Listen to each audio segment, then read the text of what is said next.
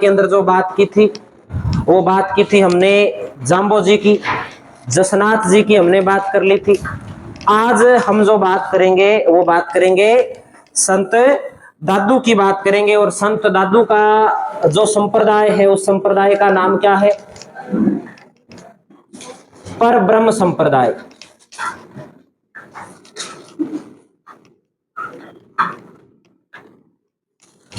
पर ब्रह्म संप्रदाय। और इस पर ब्रह्म संप्रदाय के प्रवर्तक कौन है? दादू दयाल।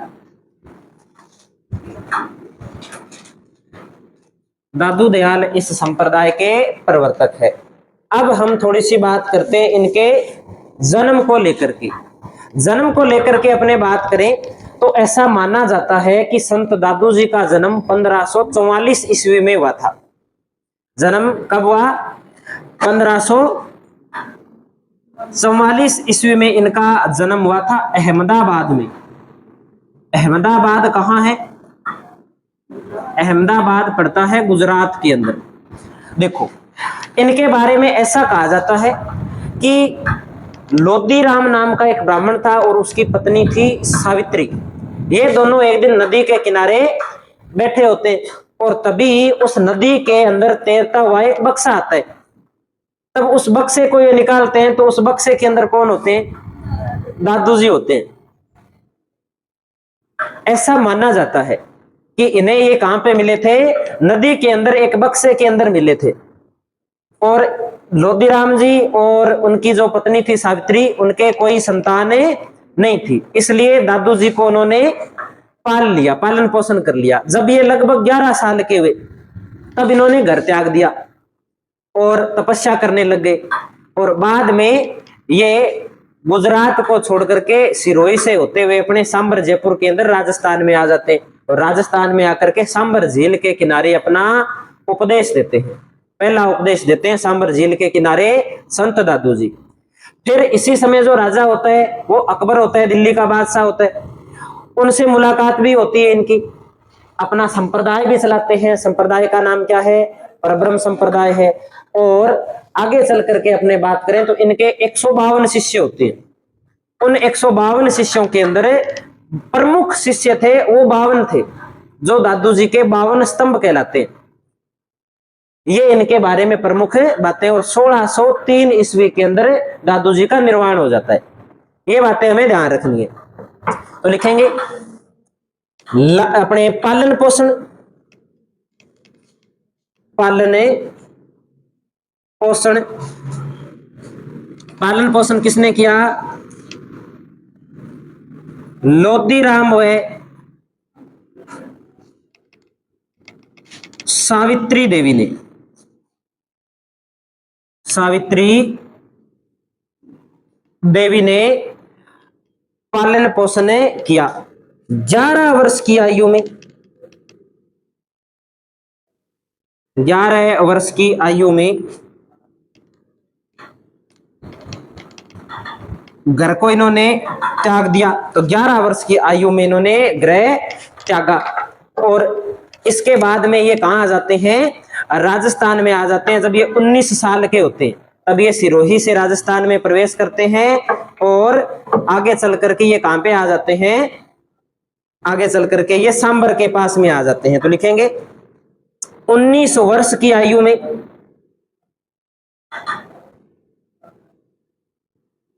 राजस्थान आए। 19 वर्ष की आयु में कहां आ गए? ये राजस्थान आ गए। और अगली बात कि इन्होंने अपना पहला उपदेश किस वर्ष दिया? तो 1568 ईस्वी में। ये बात याद रखने वाली है। 1568 ईस्वी में सांबर में प्रथम उपदेश दिया। प्रथम उपदेश दिया। एक ये बात हम इनके बारे में ध्यान रखेंगे कि 1568 ईस्वी में सांबर में इन्होंने अपने जीवन का पहला उपदेश दिया था। और 1585 ईस्वी के अंदर ये मुलाकात है वो किससे करते हैं? अकबर से मुलाकात करते हैं और धर्म सम्मेलन की अध्यक्षता करते हैं। लिखेंगे 1585 में धर्म सम्मेलन की या सर्वधर्म सम्मेलन भी बोल सकते हैं अध्यक्षता की,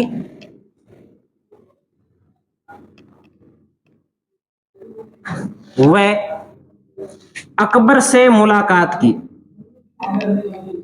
वह अकबर से मुलाकात की। एक ये बात हम ध्यान रखेंगे। और हम क्या बात ध्यान रखेंगे, एक बात हम ये ध्यान रखेंगे कि 1574 ईस्वी के अंदर ये दादू पंथ की स्थापना करते हैं। कौन से वर्ष करते हैं? 1574 ईस्वी में।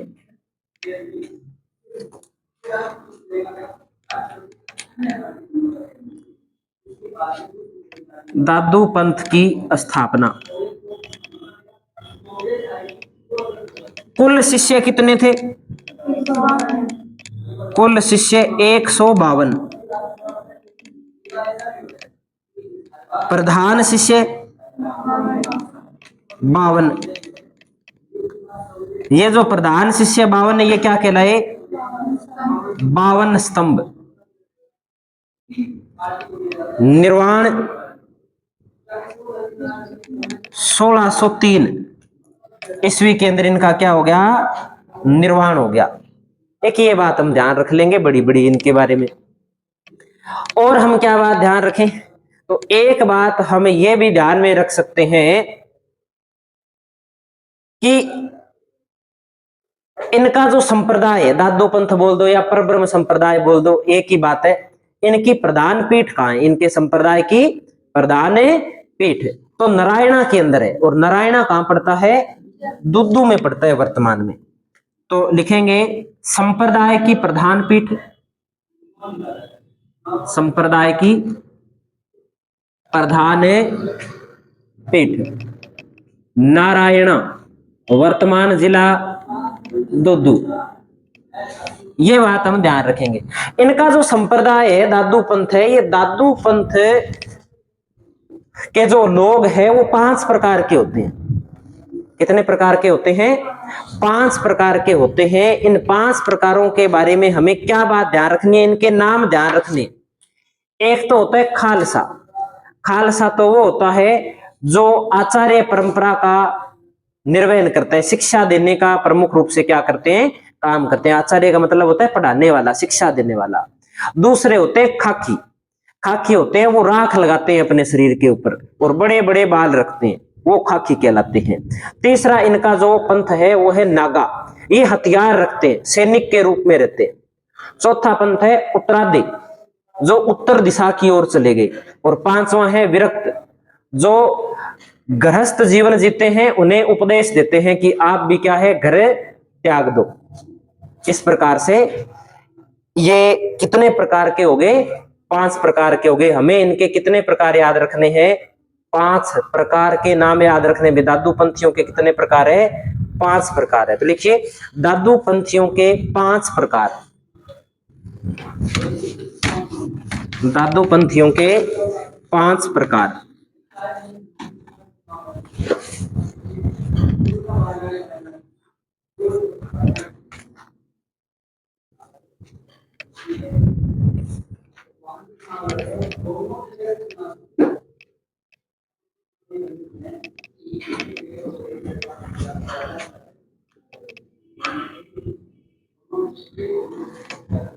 दादू पंथियों के 5 प्रकार। सबसे पहला प्रकार हम नोट करते हैं, 1 नंबर पे आप लिखिए खालसा। 2 नंबर पे लिखिए खाकी। 3 नंबर पे नागा। 4 नंबर पे उत्तरादे।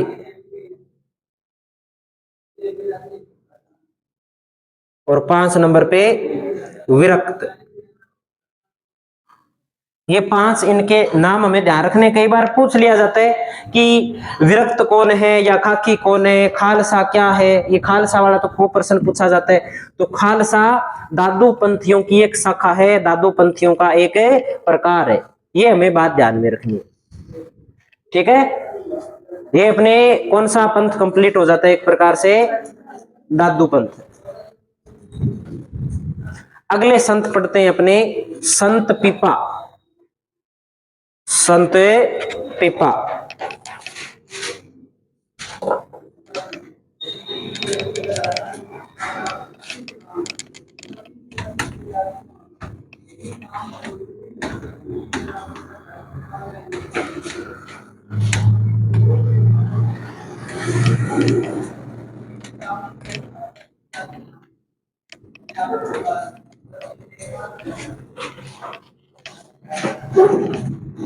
इधर वाले नोट कर लिए ना 500 नाम।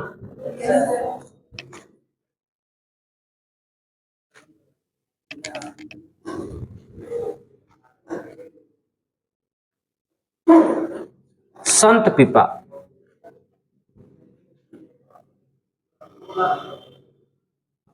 देखो, पहले संत पीपा की अपने सामान्य बात कर लेते हैं। संत पीपा का जन्म होता है 1425 ईस्वी के अंदर गागरोन के अंदर, और आगे चल करके गागरोन के ये बनते हैं राजा।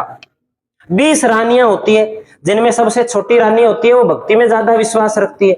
उनके प्रभाव में आकर के क्या है, ये अपने ऐसे कह सकते हैं कि एक जो उनकी पत्नी के गुरु होते हैं, उन गुरु को ये क्या बना लेते हैं, अपने गुरु बना लेते हैं। गुरु का नाम क्या था इनके, बता सकता है कोई? क्या नाम था इनके गुरु का? रामानंद जी। गुरु का नाम क्या था? रामानंद जी। रामानंद जी को ये अपना गुरु बना लेते हैं। एक बार कहते हैं रामानंद जी गागरोन आते हैं, तो अपनी सबसे छोटी पत्नी के साथ में ये रामानंद जी के साथ चले जाते हैं, और अपनी शिक्षा पूरी करने के बाद में वापस राजस्थान में आते हैं, और राजस्थान में आकर के समदड़ी को अपनी कर्मस्थली बनाते हैं। भीख नहीं मांगते, कपड़े सिलने का काम शुरू करते हैं, और कपड़े सिल करके अपना क्या करते हैं, जीवन यापन करते हैं। इसलिए दर्जी समुदाय के प्रमुख आराध्य देवता के रूप में ये पूजे जाते हैं। ये बात हमें ध्यान रखनी है। और एक इनकी छतरी अपने को ध्यान रखनी कि इनकी छतरी कहाँ है, इनका मंदिर कहाँ है, इनका जन्म कहाँ हुआ है, कहाँ के शासक थे। बड़ी बड़ी यही बात हमें ध्यान रखनी है। तो लिखते हैं जन्म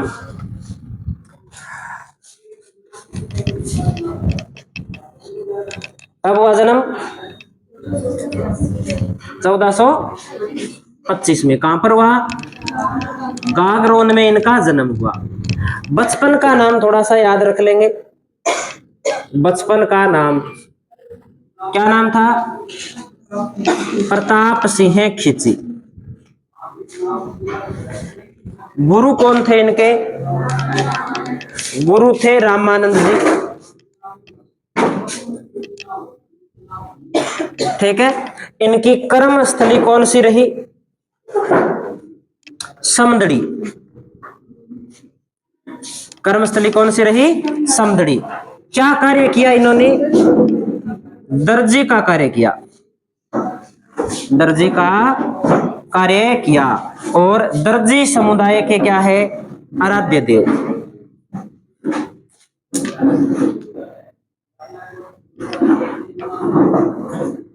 दर्जी समुदाय के आराध्य है, या दर्जी समुदाय के लोग हैं वो इन्हें पूजते हैं। ये हम इनके बारे में बात थोड़ी ध्यान में रखेंगे।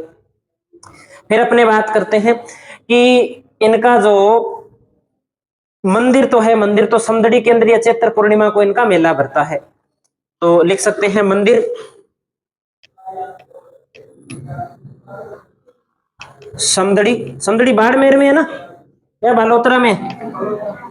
बालोतरा में। मेला चैत्र पूर्णिमा को इनका मेला भरता है। और एक अपने बात करते हैं कि इनकी छतरी कहां है। संत पीपा की छतरी कहां है? संत पीपा की छतरी गागरोन दुर्ग के पास में, काली सिंध नदी के किनारे। तो हम सीधा लिखेंगे गागरोन के अंदर इनकी क्या बनी हुई है? छतरी। गागरोन में इनकी छतरी है। और एक बात कर लेते हैं, गुफा। गुफा है इनकी टोडा रायसिंह में। टोडा रायसिंह एक स्थान का नाम है। टोडा रायसिंह टोंक में है, वैसे वहां इनकी गुफा स्थित है। ये बात इनके बारे में हम ध्यान रखेंगे। और इनका जो उपदेश जो संकलित किए गए हैं, वो उपदेश क्या कहलाते हैं? गुटका कहलाते हैं। ये कई बार प्रश्न पूछा जाता है, गुटका वाला भी। गुटका क्या है? तो गुटका क्या है? संत पीपा के उपदेश गुटका कहलाते हैं। ये बात और नोट कर लेना आप, गुटका।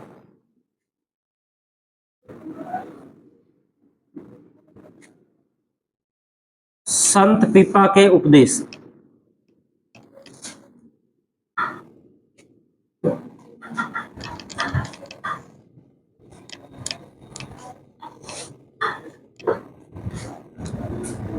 अगले संत पढ़ते हैं इनके बाद, संत धन्ना जी। संत धन्ना जी, संत धन्ना जी के गुरु सेम ही है, वही लगभग कहानी होती है इनके साथ में भी। गुरु रामानंद जी है। धुवन गांव टोंक के अंदर इनका जन्म होता है। शिक्षा लेने के लिए रामानंद जी के पास में जाते हैं। शिक्षा लेने के बाद में रामानंद जी बोल देते हैं कि गृहस्थ जीवन जियो और ईश्वर का नाम रटो। तो ये ऐसे ही करते हैं, बिल्कुल गृहस्थ जीवन जीते हैं और ईश्वर को याद करते हैं। और एक दिन कहते हैं कि ये खेत जा रहे होते हैं, फसल बोने के लिए बरसात हुई होती है, तब रास्ते में इनको साधु मिल जाते हैं। इनके पास अनाज उतना ही था जितना ये बोने के लिए जा रहे थे, और इनके पास में अनाज बोने के लिए नहीं था। तो कहते हैं कि जो अनाज बोने के लिए जा रहे थे वो उन साधुओं को दान कर देते हैं, और सीधा ही हर खेत के अंदर घुमा करके जमीन को बहा करके और वापिस घर पे आ जाते। अब कुछ बोया ही नहीं तो होना क्या था? तुम्बे तुम्बे की बेल उगी सारी, तुम्बे ही तुम्बे लगे खेत के अंदर। टैक्स लेने के लिए जब जागीरदार आया तब उसने देखा खेत में तुम्बे तुम्बों के अलावा कुछ है ही नहीं, तो जागीरदार वापस जाने लगा। तब धन्ना जी ने बोला कि देख, मेरे खेत में जो फसल है उसका हिस्सा तो तुम्हें लेके जाना पड़ेगा। तो जागीरदार कहते तुम्बों का क्या लेके जाने? तो धन्ना जी कहते हैं तुम्बे तेरे को लेके जाने पड़ेंगे, तेरे हिस्से के जितने भी तुम्बे तेरे हैं। तभी कहते हैं कि वो जागीरदार कहता है कि चलो ठीक है, तुम्बे गाड़ियों के अंदर है वो डलवा दो। तो कहते हैं कि जब तुम्बे गाड़ियों के अंदर डलवा रहे थे तब एक तुम्बा टूट जाता है। उस तुम्बे के अंदर कहते हैं हीरे मोती होते हैं। उस तुम्बे में क्या होते हैं? हीरे मोती। ऐसी अब कहानी है, ये सही है या गलत है इसके बारे में अपने कुछ नहीं कह सकते, सुन रखी है अपने, यही चल रही है। अपने एक कहावत भी सुनते हैं ना कि धना जाट को हरी सुहेत, बिना बीज के निपजो खेत, है ना? तो वो कहावत सही होगी फिर। भगवान विष्णु से इनकी क्या है, जो आराधना थी वो बहुत मजबूत थी।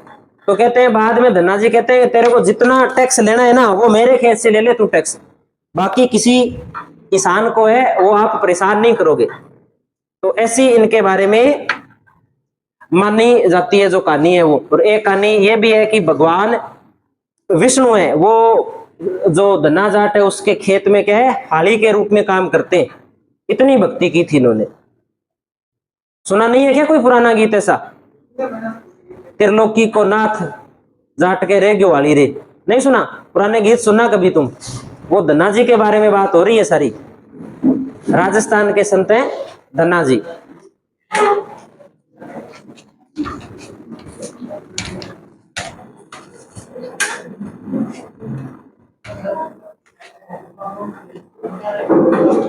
कौन सा? कौन सा वाला?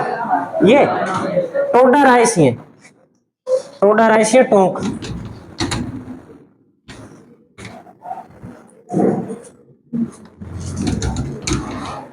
तो लिखो संत धन्ना जी।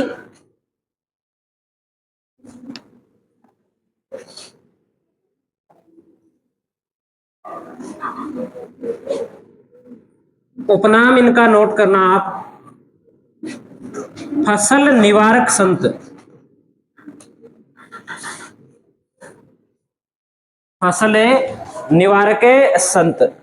और एक नाम आप नोट कर सकते हो, राजस्थान में भक्ति आंदोलन के प्रणेता।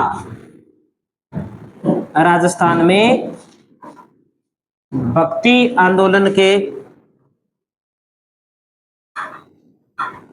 प्रणेता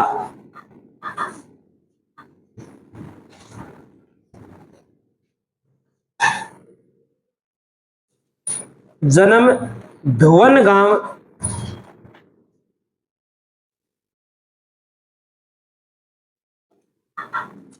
टोंक में इनका क्या हुआ था, जन्म हुआ था। 1415 ईस्वी के अंदर इनका जन्म माना जाता है।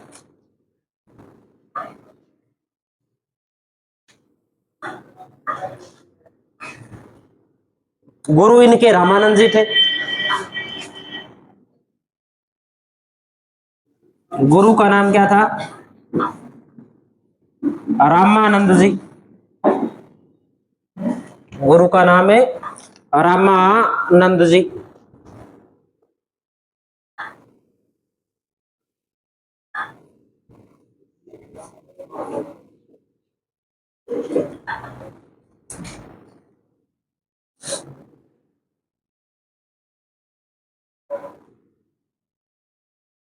और लास्ट बात एक नोट करेंगे हम, राजस्थान में सर्वाधिक मान्यता इनकी बीकानेर में। बीकानेर के लोग धन्ना जी को सबसे ज्यादा मानते हैं। और भारत राजस्थान से बाहर सर्वाधिक मान्यता पंजाब में। पंजाब से लोग आते हैं और कहते हैं कि धन्ना जी के खेत की मिट्टी लेकर के जाते हैं और अपने खेत में डालते हैं। ऐसा मानते हैं कि धन्ना जी के खेत की मिट्टी अपने खेत में डालने से फसल अच्छी होती है, ऐसा माना जाता है, मान्यता है ऐसी। हाँ जी, क्या यहाँ धुवन गांव टोंक में जहां उनका जन्म हुआ था, जाने की सोच रहे हो क्या?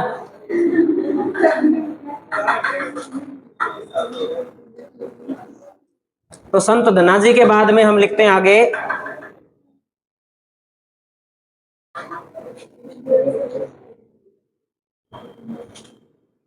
संत रेदास।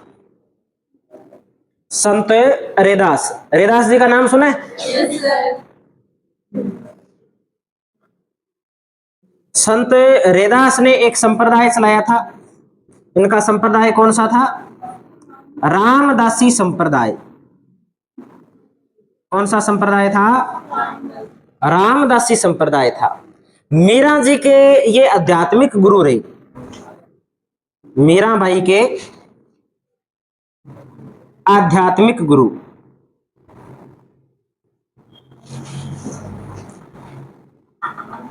मीराबाई के आध्यात्मिक गुरु थे। इनके बारे में अपने थोड़ी बात करें तो इनका जन्म होता है बनारस के अंदर, उत्तर प्रदेश में इनका जन्म होता है। और इनकी जो मृत्यु होती है, इनका निर्वाण होता है, इनकी जो छतरी है वो अपने चित्तौड़गढ़ के अंदर, 4 खंभों की इनकी चित्तौड़गढ़ के अंदर छतरी बनी हुई है। 1538 में इनकी मृत्यु होती है। तो लिख सकते हैं जन्म वाराणसी, यूपी में इनका जन्म होता है। कब होता है जन्म, बता सकते हो? 1388 में होता है कि 98 में होता है? 88 में होता है ना। 1388 ईस्वी में इनका जन्म होता है। 87, तो वाराणसी काशी एक ही बात है। हाँ, काशी लिख दे। मृत्यु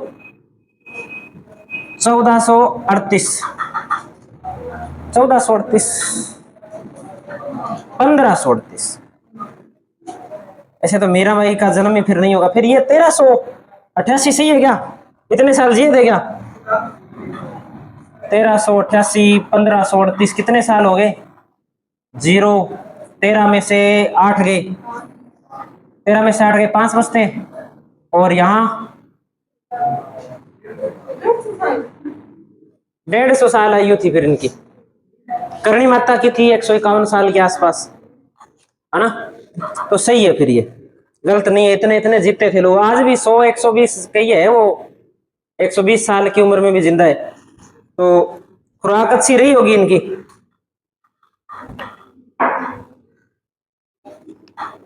इनके उपदेश क्या कहलाते हैं? इनके उपदेश कहलाते हैं रेदाश्री पर्ची। उपदेश रेदाश्री पर्ची। मीराबाई ने इनके बारे में क्या लिखा है?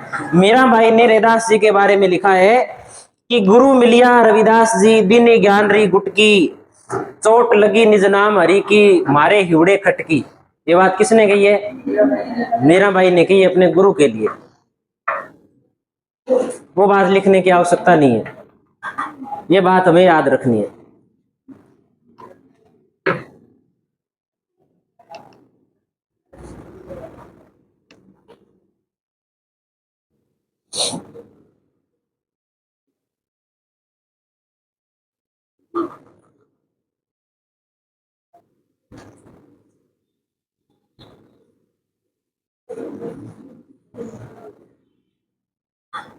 नोट कर लिया होगा। अगले संत लिखते हैं फिर संत लालदास जी। लालदास जी ने एक संप्रदाय चलाया, उसका नाम था लालदासी संप्रदाय। लालदासी संप्रदाय। तो लिखो भाई लालदासी संप्रदाय।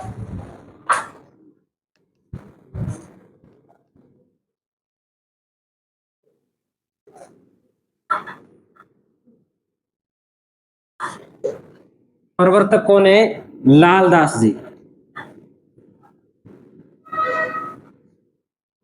लालदास जी की अपने बात करें तो लालदास जी के बारे में हमें जो पहली बात ध्यान में रखनी है वो बात ध्यान रखनी है कि इनका जन्म होता है धोली दूब गांव पड़ता है अपने अलवर जिले के अंदर, 1540 के आसपास इनका जन्म होता है। तो लिखते हैं जन्म 1540, धोली दूब गांव पड़ता है अलवर के अंदर, यहां इनका जन्म हुआ। इनके गुरु जी का नाम क्या था? गुरु जी का नाम था गदन चिश्ती। गदन चिश्ती। इनके संप्रदाय की प्रधान पीठ कहां है? नंगला जहाज, एक गांव पड़ता है नंगला जहाज, वहां इनके संप्रदाय की क्या बनी हुई है? प्रधान पीठ है। भरतपुर जिले के अंदर इनके प्रधान पीठ पड़ती है। अब देखो इनके बारे में अपने और क्या बात करें। इनका निर्माण कब हुआ? तो याद रख लेंगे निर्माण हुआ 1648 ईस्वी में। कितने साल जिए थे भाई? 108 साल। कितनी आयु रही इनकी? 108 साल आयु रही।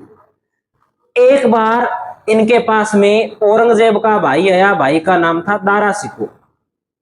दारा सिको ने लालदास जी से आके पूछा कि बताओ दिल्ली का राजा कौन बनेगा? तब लालदास जी ने कहा कि जो अपने भाइयों की हत्या कर देगा वो राजा बनेगा। तब दारा सिको खुश हुआ कि मैं कर दूंगा हत्या और मैं राजा बनूंगा। लेकिन हुआ कुछ अलग। अलग क्या हुआ कि औरंगजेब ने अपने सभी भाइयों की क्या कर दी? हत्या कर दी। और राजा कौन बना? औरंगजेब बना। तो लालदास जी ने औरंगजेब का दिल्ली का शासक बनने की क्या की थी? भविष्यवाणी की थी। एक तो ये बात हमें ध्यान रखनी है।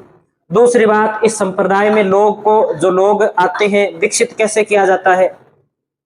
पहली बात, उस व्यक्ति के पास में कोई भी संपत्ति नहीं होनी चाहिए, 1 रुपया भी नहीं होना चाहिए उसकी जेब में, सब कुछ दान करना पड़ेगा। उसके बाद में दूसरे स्टेप के अंदर उसे गधे पर बिठाया जाएगा, उल्टा मुंह करके, पीछे की ओर मुंह करके। जूतों की माला डाली जाएगी गले में, मुंह पे गोबर कालिख लगाई जाएगी और फिर पूरे गांव के अंदर से उसे घुमाया जाएगा। जब घुमाया जाएगा तब छाने थेपड़ी उसके मारी जाएगी खींच खींच के, ताकि उसके अंदर कोई अहंकार है तो अहंकार क्या हो जाए?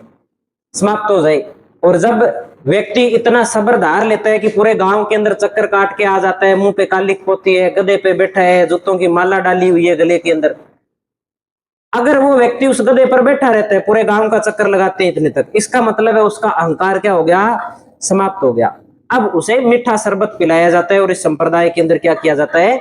दीक्षित किया जाता है। ये कौन सा संप्रदाय के बारे में है? लालदासी संप्रदाय के बारे के अंदर अपने को थोड़ी सी बात ध्यान रखनी। हालांकि कोई ऐसा प्रश्न नहीं आएगा कि गधे पे बिठा के, मुंह पे कालिख लगा के, जूतों की माला डाल के गली में घुमाया जाता है, कौन सा संप्रदाय? ऐसा कोई प्रश्न आने की संभावना नहीं है। ये बातें हमें बड़ी ध्यान रखनी है। इसमें एक बात हम इसमें लिख देते हैं कि इसमें लालदास जी ने औरंगजेब के शासक बनने की भविष्यवाणी की, भविष्यवाणी की, ये बात याद रख लेंगे। इतनी कहानी तो याद रख ही सकते हो।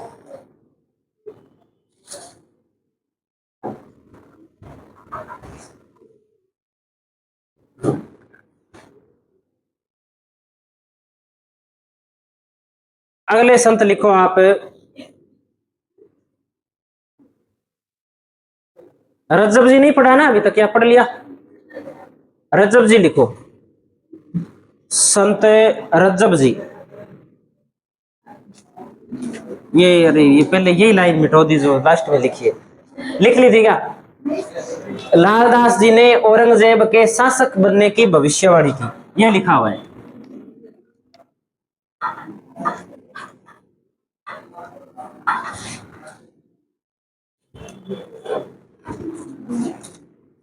लालदास जी ने औरंगजेब के शासक बनने की भविष्यवाणी की। लो भी आगे पढ़ते हैं। रज्जब पंथ,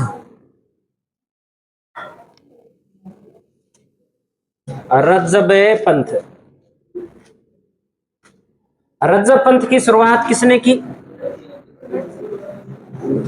रज्जब जी ने। रज्जब जी की अपने बात करें तो रज्जब जी के बारे में हमें ध्यान रखना है कि इनका जन्म हुआ था 1567 ईस्वी के अंदर, सांगानेर में इनका जन्म हुआ था। जन्म 1567, सांगानेर, पठान परिवार में इनका क्या होता है? जन्म होता है। कल कहानी मैंने बताई थी कि पहले तो दादू जी को गुरु बना लिया, बाद में शादी करने के लिए क्या है जा रहे थे, तभी याद आया कि गुरुजी को इनविटेशन नहीं दिया, और दूल्हा बनकर रास्ते में गुरुजी बैठे थे, गुरुजी के पास में चले गए कि सर मेरी शादी है, आपको जरूर जरूर आना है और आज ही मेरे साथ बारात में चलना है आपको। तब गुरुजी ने आगे से एक प्रवचन सुना दिया कि रज्जब ते गजब किया, सिर बांधा मोड़, आया था हरि भजन को करे नरक की ठोर। तो रज्जब जी ने वो शादी वाला प्रोग्राम तो कैंसिल कर दिया और वहीं पे गुरुजी के पैर पकड़ के बैठ गया कि अपने अब कोई शादी वादी नहीं करेंगे, अपने गुरु की सेवा में रहेंगे और ईश्वर को याद करेंगे। कहते हैं कि जीवन भर दूल्हे के वेश में उपदेश देते हैं और जब दादू जी की मृत्यु हो जाती है तब अपनी आंखों पर पट्टी बांध लेते हैं और कहते हैं कि अब इस सृष्टि में देखने लायक और कुछ नहीं बचा है। और एक बात, इनका एक कथन हमें याद रखना है कि संसार वेद है और सृष्टि कुरान है, ये कथन याद रखना है। संसार वेद है, वह सृष्टि कुरान है, बस इतनी बात याद रखनी।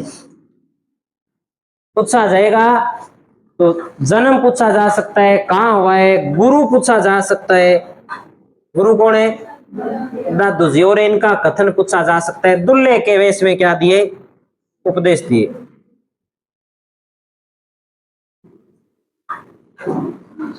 बस ज्यादा कचरा लिखने का कोई मतलब नहीं है, ये इतनी बात याद रख लो, ये कथन जरूर याद रख लेना कि संसार वेद है और सृष्टि क्या है? कुरान है, ये बात याद रखेंगे।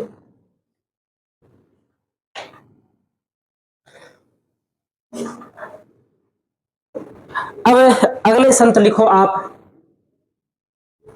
संत हरिदास जी। संत हरिदास जी, हरिदास जी भी कोई कम नहीं थे, खतरनाक बंदे थे हरिदास जी। हरिदास जी की अपने बात करें, इनका 1455 ईस्वी में जन्म होता है, नागौर जिले के अंदर। वर्तमान में तो ये डीडवाना कुचामन के अंदर आ जाता है, कोई कापड़ोद नाम का स्थान था, वहां पे 1455 में इनका जन्म हो गया।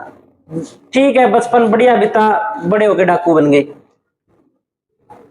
रात को लूटमार करते, दिन में आराम से सोते, शाम को फिर चले जाते, लूटमार करके आ जाते। बढ़िया प्रॉपर्टी थी, कोई दिक्कत नहीं थी, बढ़िया परिवार था, सारे आराम से रह रहे थे। एक दिन लूटमार करने के लिए जा रहे थे, लूटमार करने के लिए कोई मिला नहीं, रास्ते में एक जोगी मिल गया, साधु मिल गया। साधु को बोलते हैं कि तेरे पास जो कुछ है वो मुझे दे दे, आज वैसे ही कि बुनी नहीं हुई है सुबह सुबह, तो साधु कहते हैं कि मेरे पास तो देने लायक सिर्फ ज्ञान है, वो ले सकता है तो तू ले ले। तब हरिदास जी कहते हैं कि चलो आज वही दे दे।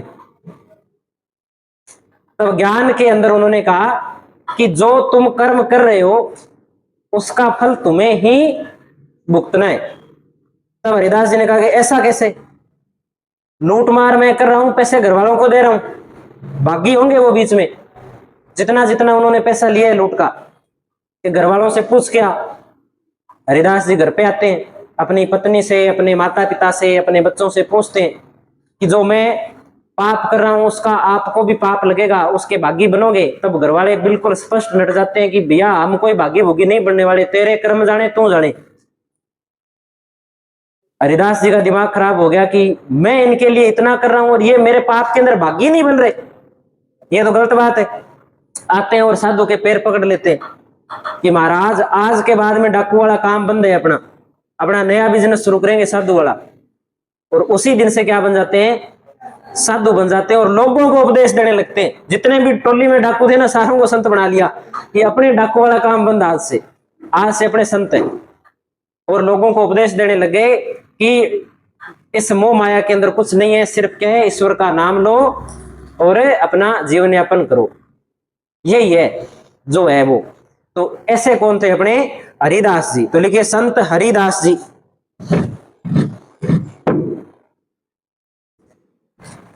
संत हरिदास जी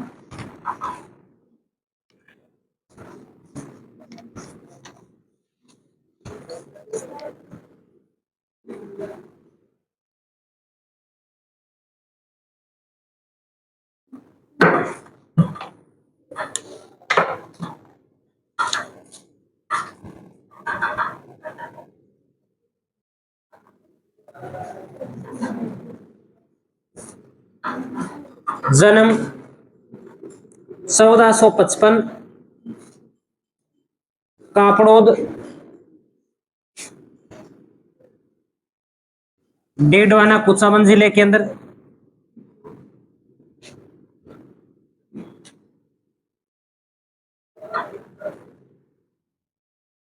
प्रारंभिक जीवन में डाकू थे, प्रारंभिक जीवन में क्या थे, डाकू थे, और बाद में क्या है, संत बन जाते हैं ये। इनकी जो समाधि है वो गाडा डीडवाना के अंदर बनी हुई है।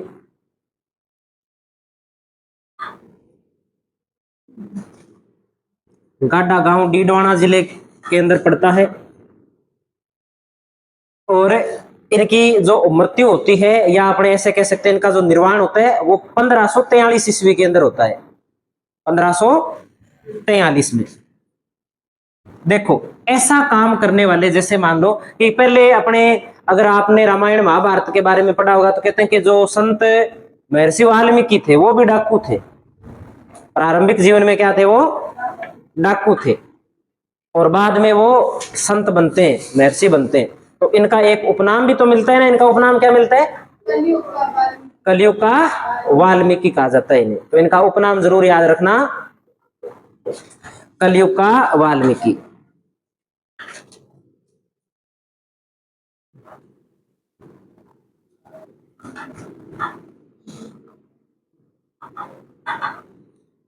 ये याद रख लेना इनके बारे में बातें।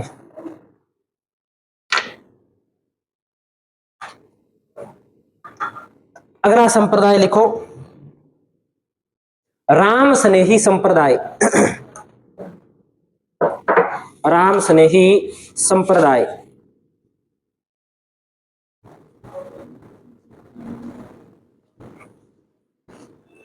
राम स्नेही संप्रदाय के प्रवर्तक थे राम शरण जी।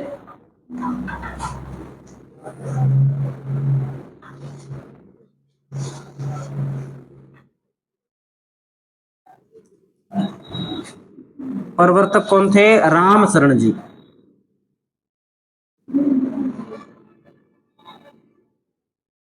राम शरण जी। राम स्नेही संप्रदाय की अपने बात करें तो राम स्नेही संप्रदाय कितने प्रकार का है, कितनी शाखाएं हैं इसकी, बता सकते हो कितनी शाखाएं हैं और कहां कहां इनकी शाखाएं हैं? 8 शाखा तो नहीं है, कितनी शाखा है? 4 शाखा है। तो लिखो राम स्नेही संप्रदाय की शाखा है। ऊपर वाला नोट कर लिया क्या? इधर वाला एक टेबल बना लेते हैं, उसी के अंदर इनकी शाखाएं लिख लेते हैं और कौन सी शाखा कहां है और किसने ये शुरू की है, ये थोड़ी सी बात हम ध्यान में रखेंगे। राम स्नेही जो संप्रदाय के लोग हैं वो गुलाबी रंग के वस्त्र धारण करते हैं। कौन से रंग के वस्त्र धारण करते हैं? गुलाबी रंग के।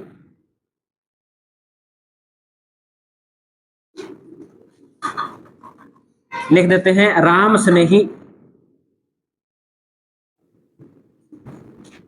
संप्रदाय की शाखाएं।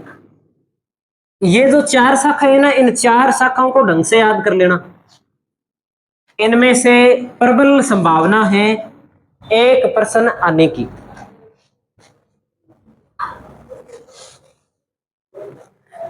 एक शाखा है इनकी शाहपुरा के अंदर। शाहपुरा के अंदर जो शाखा है, इस शाखा के प्रवर्तक या अपने ऐसे कह सकते हैं जो संस्थापक है, उनका नाम है रामचरण जी। इस शाखा को शुरू किसने किया है? रामचरण जी ने शुरू किया है।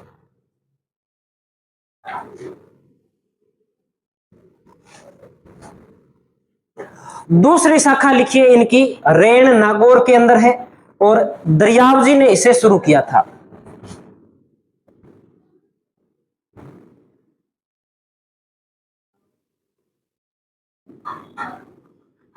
और सरंत जो दरियाव जी थे, उन्होंने राम शब्द के 2 अर्थ बताए थे। रे से राम, मैं से मोहम्मद।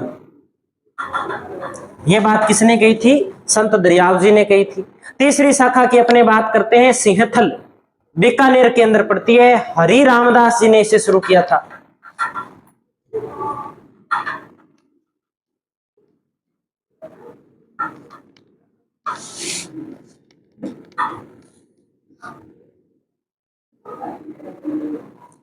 हरि रामदास जी ने सिंहथल शाखा बीकानेर वाली को शुरू किया। और अंतिम शाखा हम लिखेंगे खेड़ापा शाखा, जोधपुर ग्रामीण के अंदर पड़ती है। रामदास जी ने इसे शुरू किया था।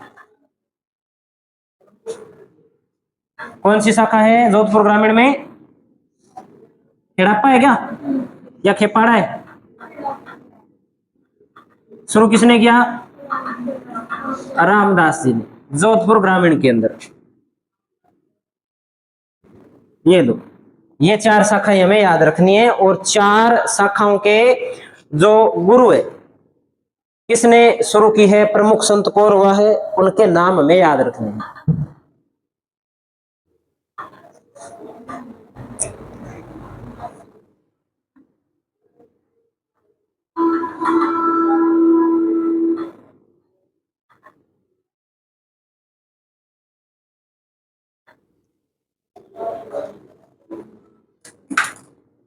नोट कर लिया यहां तक?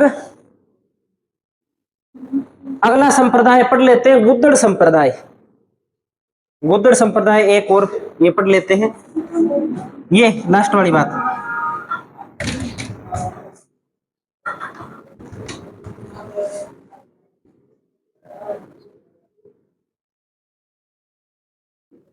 गुद्दड़ संप्रदाय,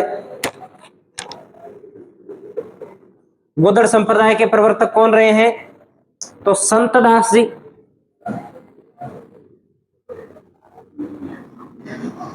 संप्रदाय का नाम गुद्दड़ संप्रदाय क्यों पड़ा? तो ऐसा कहा जाता है कि ये गुदड़ी से बने हुए कपड़े पहनते थे। ये संप्रदाय के लोग गुदड़ी से बने हुए कपड़े पहनते थे, इसलिए क्या कहलाए? गुद्दड़ संप्रदाय के नाम से इनका संप्रदाय प्रसिद्ध हुआ। इनकी जो प्रधान पीठ है वो स्थान है, प्रधान पीठ कौन सा स्थान है? दांतड़ा, शाहपुरा के अंदर। और एक बात और नोट करेंगे कि गुदड़ी से निर्मित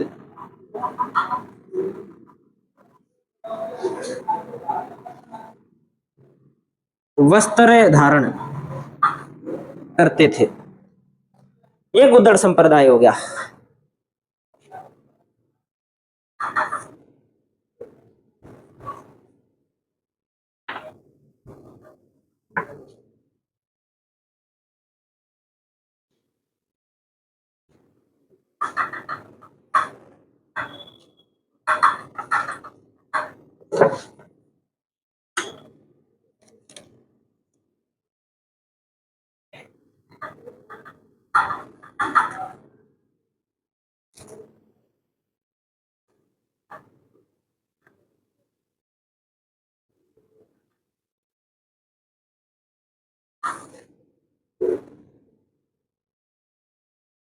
नोट कर लिया सभी ने? क्या टाइम हुआ है अभी?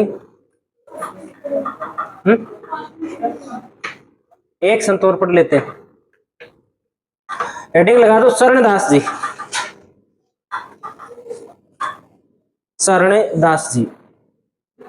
जाम्बो जी के नियम कितने थे? जसनाथ जी के 36।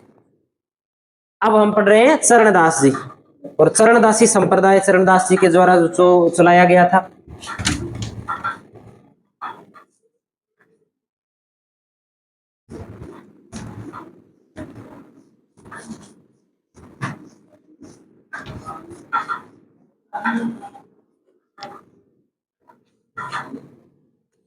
चरणदासी संप्रदाय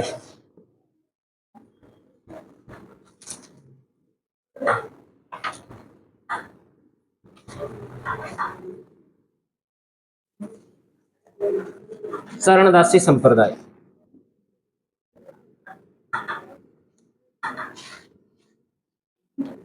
प्रवर्तक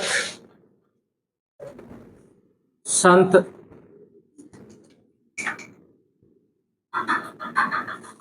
संत चरणदास जी। इनका जीवन काल था 1703 से 1782 तक।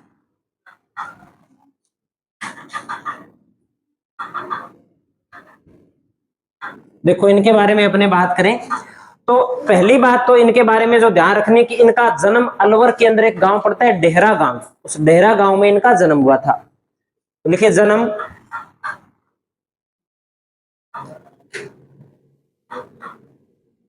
डेहरा गांव अलवर में। प्रधान पीठ कहां है?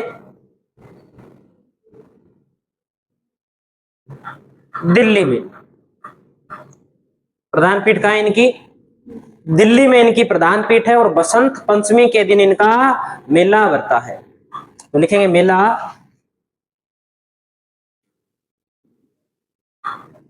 बसंत पंचमी को मेला भरता है। राजस्थान के एकमात्र ऐसे संत है जिनका जन्म राजस्थान में हुआ है और जिनकी प्रधान पीठ राजस्थान से बाहर है। ये अपने को ऐसे अलग अलग ही रहे, नाम से अपने जो लिखा है उससे अपने को पता चल जाएगा। नियम थे इस संप्रदाय के 42। नियम लिख दीजिए 42।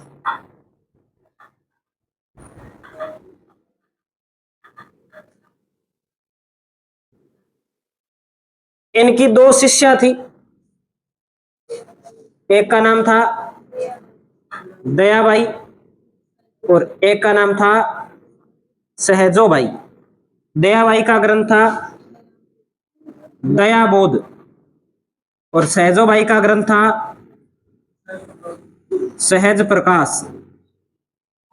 सहज प्रकाश,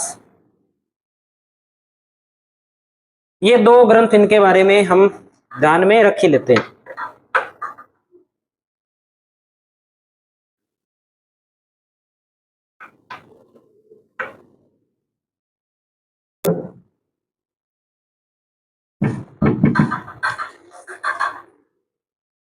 एक छोटे से संत और पढ़ ले। कल अपने बस दो तीन एक जो महिला संत है उनके बारे में पढ़ना है, एक मीराबाई के बारे में पढ़ना है, एक कोई थोड़ा गौरीबाई के बारे में पढ़ना है। बस थोड़ा सा पढ़ेंगे उनके बारे में। एक संत और पढ़ लेते हैं आज हम, संत मावजी। संत मावजी का संप्रदाय कौन सा है? निष्कलंक संप्रदाय।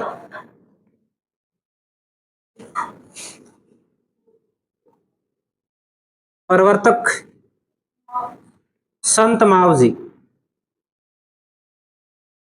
जन्म सावला गांव डोंगरपुर। विष्णु के 10वें अवतार के रूप में माने जाते हैं।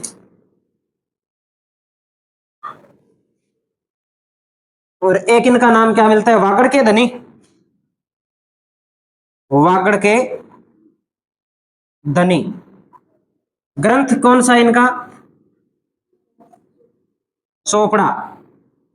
सिर्फ दीपावली के दिन बाहर निकाला जाता है ये।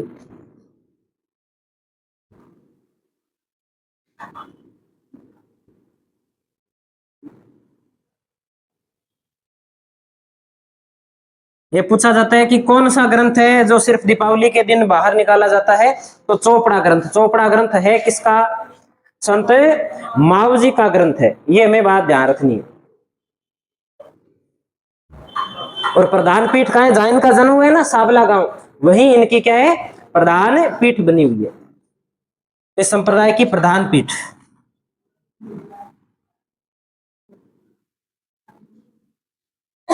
साबला गांव, डूंगरपुर। बस इतनी बात हमें इनके बारे में याद रख लेंगे। और आगे हेडिंग आप लगा दीजिए मीराबाई। कल पढ़ेंगे, हमें मीराबाई के बारे में पढ़ेंगे।